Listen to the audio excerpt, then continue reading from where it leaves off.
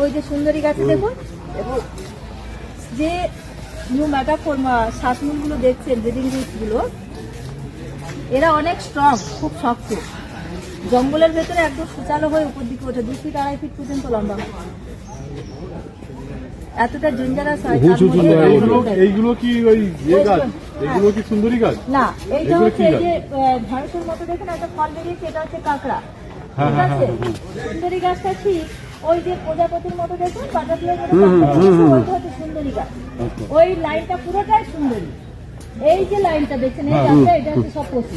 কিন্তু এখানে বলে এখানে যেহেতু এই ল্যান্ডটা তৈরি করে এখানে ডিপার্টমেন্টের একটা আমাদের অফিস বানানো হয়েছে, তার জন্য এই গাছগুলো এত লম্বা দেখছেন। কিন্তু যখন আমরা জঙ্গলে প্রবেশ করবো এত লম্বা কিন্তু ম্যানগ্রোভ আপনি পাবেন না। ম্যানগ্রোভ কিন্তু বড় হয়, এখানকার পরিবেশগুলোকে যোগ থাকবে।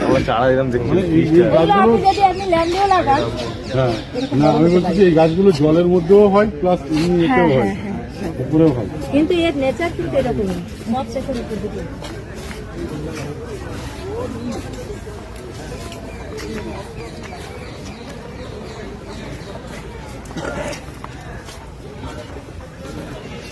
তাহলে আমরা যাবো ইরখালি, না দোবাকি।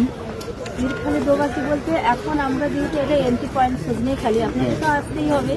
এখান থেকে জাস্ট 25 থেকে 30 মিনিট পরে যাবেন, আমরা জঙ্গলে প্রবেশ করবো ওপেন ফরেস্ট। ওপেন ফরেস্ট বলতে দেখুন আজকে আমরা পুরো খাঁচার মধ্যে আছি। ওই জায়গাটা হচ্ছে আমরা বোট রাইডিং, মানে বোটের মধ্যে থেকে বোট অ্যান্ড সাইড পুরো ওপেন করবো। আমরা তো কোথাও নামবো না, মাত্র 2টো জায়গায়, সুজন্যখালি আর দোবাকিতে নামবো। বাকিটা ছোট ছোট চ্যানেল, ক্রিক, তার মধ্যে দিয়ে নদী, তার মধ্যে দিয়েই আমরা ঘুরবো। হ্যাঁ, যেসব আপনাদের আইটিনারিতে আছে সেইগুলো জাস্ট সেই দিকটা আমাদের কি আছে আমি তো এখন জানি না, আমি জানি। আচ্ছা, 1-2 দিনের মধ্যে কি বাঘ দেখা গেছে? কালকেরই বাঘ একবারই সুজন্যখালি বলছিল, অস্ট্রেলিয়া